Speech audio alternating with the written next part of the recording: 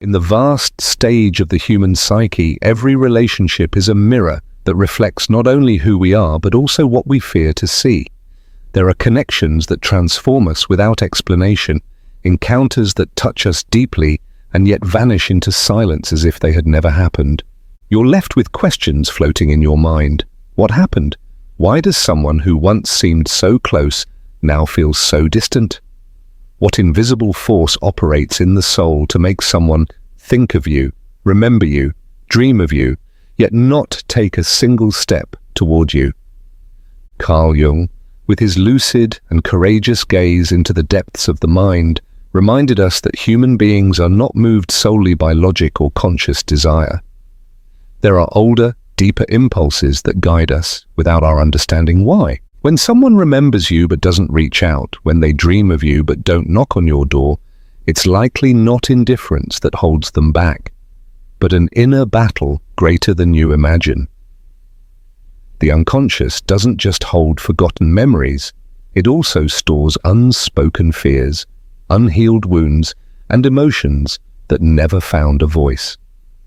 And those emotions, though hidden, have the power to sabotage even the most sincere love.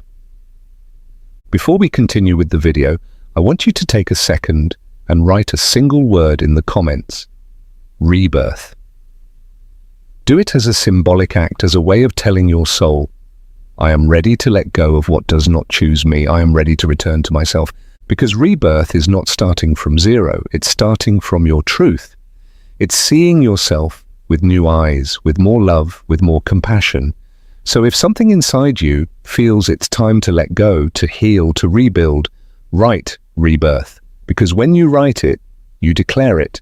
And when you declare it, you begin to live it. Imagine for a moment that you are the echo of a love that touched nerves too tender.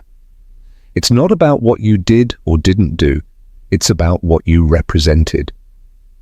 Sometimes loving someone means facing parts of oneself that have been hidden for years. Perhaps by getting close to you, that person felt their masks begin to fall, their defenses weaken. And not everyone is ready to be emotionally naked, to face their own shadow. Jung defined the shadow as that repressed part of ourselves that, though denied, continues to influence our choices. Often the shadow works by projecting onto others what we refuse to see in ourselves. You may have witnessed that projection without realizing it. Perhaps you were the reflection of a tenderness they learned to reject, or the symbol of a vulnerability that their personal history turned into a threat. When someone grows up in environments where love hurts, closeness can feel dangerous. Not because of you, but because of what it triggers inside them. In those cases, distance isn't a lack of love. It's an attempt at emotional survival. The body pulls away, but the soul stays. The rational mind says, don't go, even as the heart races every time it thinks of you. Jung invites us to understand that human actions are full of hidden meaning. It's no coincidence when someone leaves just as they begin to feel more deeply. That's when psychological complexes take control, old traumas are activated, and people, without realizing it, act from an emotional memory they haven't processed. They call it fear. But in reality, it's a mix of unexpressed pain, unacknowledged need, and a deep confusion between what they desire and what they believe they deserve. Because yes, it also happens that many don't feel worthy of the love they receive, and so they reject it just when they need it most. When you experience this kind of silence, this distance loaded with meaning, it's vital that you don't interpret it as a judgment of your worth. The fact that someone doesn't reach out to you doesn't invalidate the connection you shared, much less your capacity to love. Rather, it's a testament to the many layers that make up the human soul, layers that sometimes contradict, resist, and protect themselves. Your presence may have stirred deep waters, awakened sleeping memories, or lit up corners that the other person preferred to keep in the shadows. And not everyone is ready to illuminate their darkness. The most important thing is not to forget that even if the other is absent, you are still here, present within yourself, aware of your giving, respectful of your process. The true journey does not always consist in chasing the one who flees, but in understanding that every soul is fighting its own internal war. Perhaps the best thing you can do is to keep your light shining, not as a beacon for them to return, but as a symbol of your own awakening. Because ultimately, the deepest love is not the one that clings, but the one that understands, that honors the other's wounds without losing its own center. So, when you feel that someone misses you but doesn't reach out, don't take it as an ending. See it as a mirror inviting you to look beyond the surface, to discover the invisible roots of human affection. Jung would say that right there, in that place where the soul hesitates, where love meets fear, is where true inner work begins. And maybe, if you have the courage to look inward instead of outward, you'll discover that the answer doesn't lie in the other person's action, but in your own ability to remain steady, even in the midst of silence. Jung invites us to look inward with courage, like one who dares to descend into the darkest caves of the soul to find their own light. It is not enough to ask why someone pulls away even though they miss us. The real question is, why do we long so much for their return? What emptiness do we expect them to fill? What part of us still believes that someone else's love defines our worth? In those questions begins the path of individuation, a deep journey, often lonely, toward the discovery of who we are beyond the mirror that others hold up to us. When someone misses you but doesn't reach out, it's easy to fall into the trap of interpreting their silence as a judgment, as a way of saying, without words, that we weren't enough. But that would be seeing life from the wound, not from awareness. Jung teaches that every human connection is also an opportunity for self-revelation. Authentic love doesn't arise from need or attachment. It comes from wholeness. It is not an act of lack, but a free choice. If someone decides not to come closer to you, even if they carry you in their heart, that decision is not a reflection of your worth, but of the internal moment they are going through. In that act of distance may lie fear, confusion, or an unconscious battle they have yet to face. And that's where you have a crucial choice. Do you cling to the absence, or do you become presence for yourself? Do you wear yourself out waiting for the other to awaken, or do you awaken? Suffering arises when we confuse desire with need, when we hand over to someone else the responsibility to validate or complete us. But wholeness, that sense of being at home with yourself, is only reached when you choose to stop chasing what doesn't resonate with you, when you recognize that you don't need to be chosen by anyone to feel complete. That is the transformation. That is the breaking point between the old self, hungry for approval, and the new you, capable of standing with dignity in your own truth. Accepting that the other is not ready to love you as you do is not resignation, it's freedom. Because in that acceptance, expectation dissolves and wisdom is born. The wisdom of knowing that each person has their own rhythm, that true love cannot be forced or extracted, but is born from the meeting of two awakened souls, willing to walk together without dragging one another. Jung stated that true connection can only occur when two souls have already walked a part of their inner journey. If someone hasn't yet gone down to converse with their shadow, if they haven't faced their own fears, they won't be able to sustain a deep bond without projecting their unresolved conflicts onto you. And you've probably felt it, the sense of being a mirror for something the other person is not ready to see.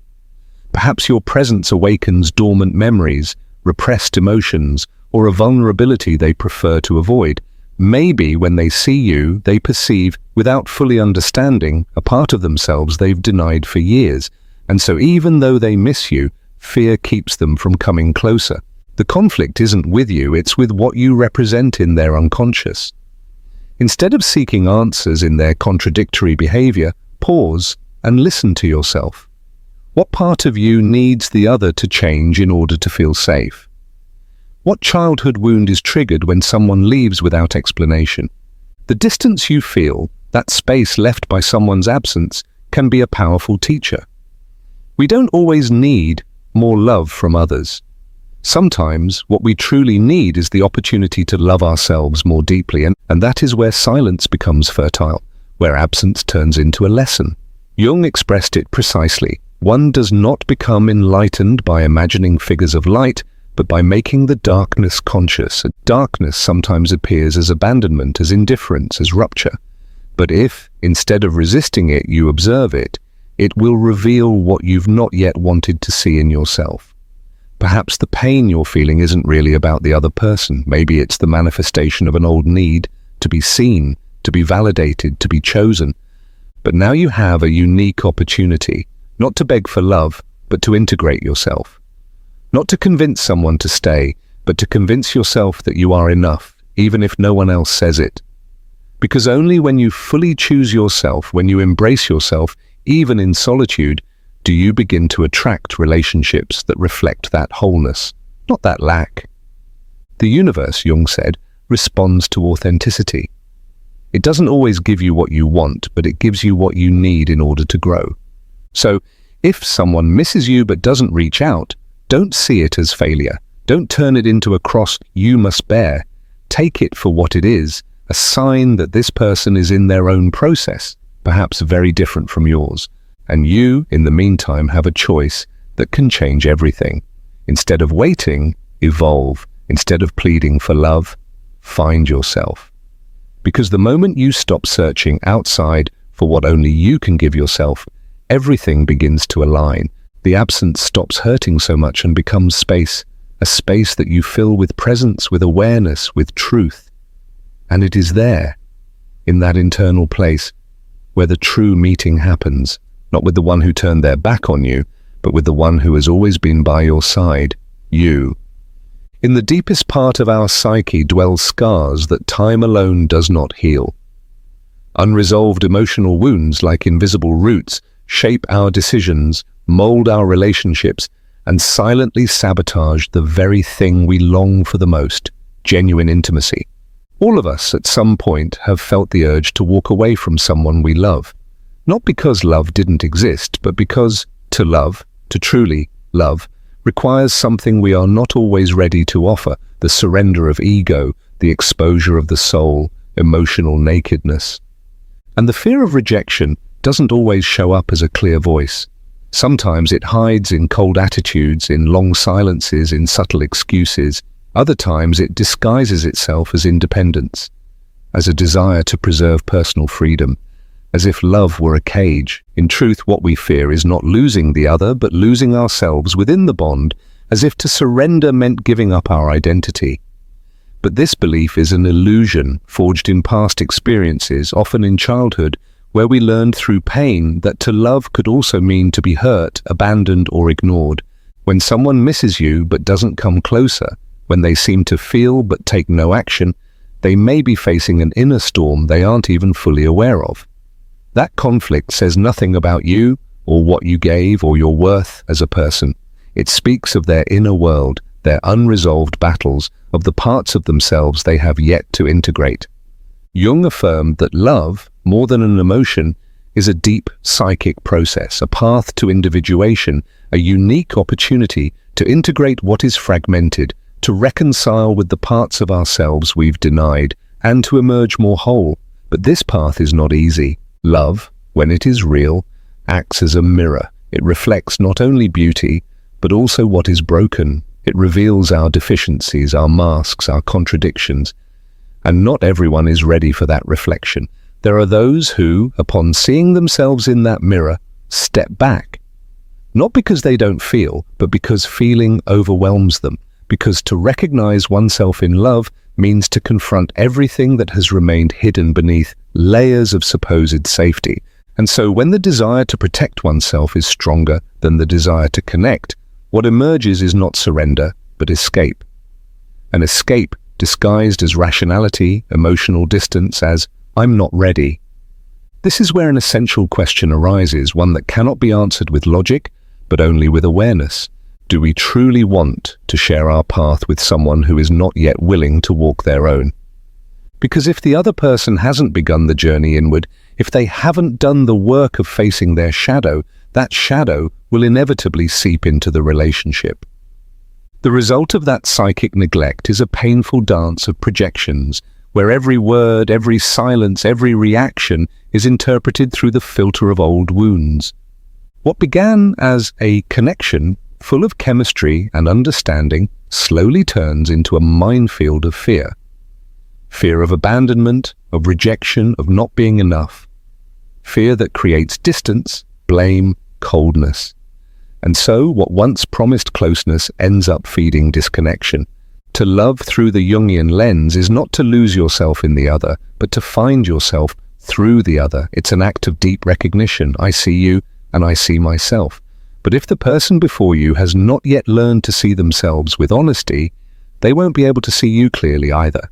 They will only project their doubts, insecurities, and guilt onto you. And you, if you're not careful, can end up trapped in a narrative that isn't yours, carrying emotions that don't belong to you. That's when mature love requires a rare kind of courage, the courage to let go, not with resentment nor with disdain, but with compassion and firmness. Because you cannot heal someone who refuses to look at their wound, nor can you drag anyone to the threshold of awakening. Everyone has their own timing, their own rhythm, their own dark night of the soul. And if that person has not yet chosen to face it, the wisest and most loving thing you can do is to continue on your own path. And yes, it may hurt. Distance hurts. Silence hurts. But it hurts even more to betray yourself by staying in a place where there is no movement anymore. It hurts more to try to sustain a relationship that fades in the other's evasion. Jung said the soul needs conflict to evolve. Sometimes that conflict is absence, the pain of not being sought by someone who still carries you within. But even that pain can become alchemical if you use it as fire to illuminate your own shadows and keep growing. So if you've ever felt the need to walk away from someone you loved, or if today you're the one left waiting for a return that never comes, don't blame yourself. Don't seek answers where there is only confusion.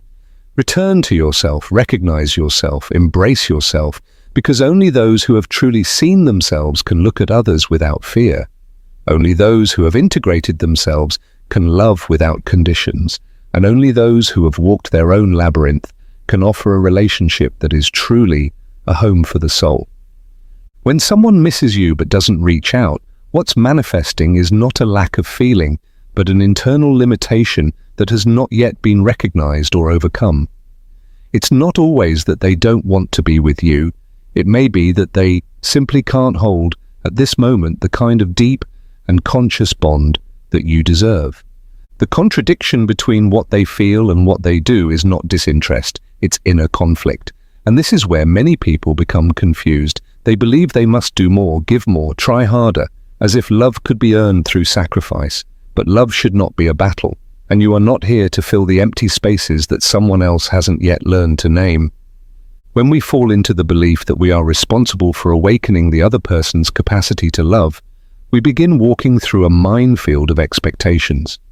We try to become emotional saviors, mirrors that reflect light where there is still shadow, and in that effort we can lose ourselves. This is the point where projection becomes crucial. Jung taught that the human mind, in its desire to be whole, tends to project onto others what it has not yet integrated within itself. We project our deficiencies, our hopes, our wounds. If we feel unworthy, we seek validation in the other. If we feel we are not enough, we look for someone to give us that worth. But when that person pulls away or goes silent, what hurts is not just their absence. What truly hurts is the echo of an older wound, one that existed long before the relationship ever began. That is where the true awakening begins. In the moment you stop asking why the other person doesn't return and start asking why you need them to. What part of you is still waiting to be chosen in order to feel whole? What emptiness are you trying to fill through another person's attention, affection, or presence? It's within that introspection that the potential for transformation is born, because when you understand that their absence is not a judgment against you, but a reflection of their own inner process, you stop seeing yourself as the victim of abandonment and begin to see yourself as the protagonist of your own path. Jung said that destiny is not some external force that strikes us without warning. It is the sum of our conscious and unconscious decisions. And if you find yourself repeatedly seeking love where you are not a priority, it's not coincidence, it's a pattern, one that deserves to be seen with compassion, but also with responsibility. Because as long as you keep trying to earn the love of someone who is not emotionally available, you're neglecting the most important relationship of all, the one you have with yourself.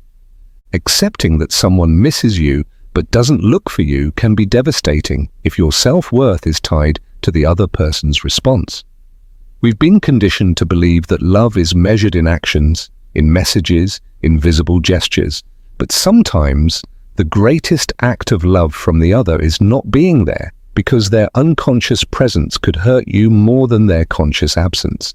And so comes the moment to decide you can stay there waiting for signs, interpreting silences, begging for explanations, or you can use that space to reconnect with yourself, to strengthen your emotional autonomy, to rediscover your power. True love is not built on need. It is born from freedom. It is not a chain that binds, but a mirror that reveals. And when that mirror shows you that there are still parts of you seeking external approval, it is an invitation to heal, not to insist, because an authentic relationship should not feel like a constant emotional negotiation. You shouldn't have to convince anyone to stay, nor justify their absence with excuses disguised as understanding. When someone pulls away, the question should not be, "What did I do wrong?" but, "What is this situation teaching me about myself?" Am I seeking love from lack or from abundance, from dependence or from conscious choice? In that answer lies your transformation. Because true growth happens when you stop waiting and begin to move, not toward the other but toward yourself. The human mind is a labyrinth of emotions, often governed by deeply rooted fears. Not everything we feel can be understood right away, and not everything the other person feels can be translated into action. Jung understood that the psyche is vast and complex, and that many decisions, even the most painful ones, are made from places the person themselves may not fully understand. There are those who feel intensely, but flee even more strongly, not because they don't care, but because what they feel when they see you touches parts of them they cannot yet handle. Some people grew up in environments where love was scarce, unpredictable, or conditional. They learned that affection could be lost easily, or that being vulnerable was dangerous. And even though they now want to love differently, their internal system still responds with the same protection mechanisms: silence, detachment, escape. In those cases, love triggers an alarm, not a promise. And you cannot turn off that alarm for them. Only they can. When they decide to look inward, to face their own shadows with honesty, and to take responsibility for what they feel. So, if someone misses you but doesn't reach out, don't take it as a condemnation. Take it as a mirror showing you how far you've come and how much more you still have to integrate. You are not here to wait for anyone. You are here to evolve, to heal your wounds, to love yourself unconditionally, because when you do, you begin to attract relationships where love is not a struggle, but a dance where both choose, day by day, to be present. Not out of need, but from shared wholeness. They may carry you in their heart, think of you more often than they dare to admit, and something inside them may stir every time your name crosses their mind. But it's also possible that the same heart, burdened with unresolved memories, tells them to stay away, not out of a lack of love, but out of fear. Jung stated it clearly. Emotional wounds that are not brought into consciousness don't disappear. They simply hide in the shadow. And from there, from the unacknowledged, they shape our decisions, our relationships, our silences. Emotional avoidance is not indifference. It is a defense mechanism, a psychic strategy the mind activates to avoid feeling the same pain again. Many people learn to withdraw from what they most desire, not because they don't value it, but because they don't know how to hold it without hurting. Love, for someone who hasn't healed, becomes a threat disguised as tenderness. And so someone who misses you may also feel that getting close to you means exposing themselves to loss, to disappointment, to an inner collapse. and their instinct, not their reason, screams that keeping their distance is the safest option. Sometimes silence is not forgetfulness, it is fear. Fear of repeating what has not yet been resolved. But when this happens, when someone doesn't take a step toward you despite their longing, the most transformative question is not what's wrong with them, but rather, what part of me still needs the other person to come to me in order to feel worthy? What part of me has confused love with being chosen, validated, or needed? Because if their absence deeply destabilizes you, if that distance creates cracks that make you doubt yourself, then what is coming to light is not only their fear, but also your own. The fear of not being enough, the fear of not being loved unless it's through someone else. And right there, exactly there, your awakening begins. Jung taught that the process of individuation, this journey toward becoming whole, is about integrating all of our parts, even the most fragile ones, even the ones that seek love from lack. Authentic love does not arrive to save you or to give you what you haven't learned to give yourself. True love finds you when you've already learned how to stand on your own, without begging for affection. So if someone misses you but doesn't reach out, it is not an invitation to insist or to try to understand everything. It is an opportunity to return to yourself, to ask yourself from where you are loving, from freedom or from emptiness.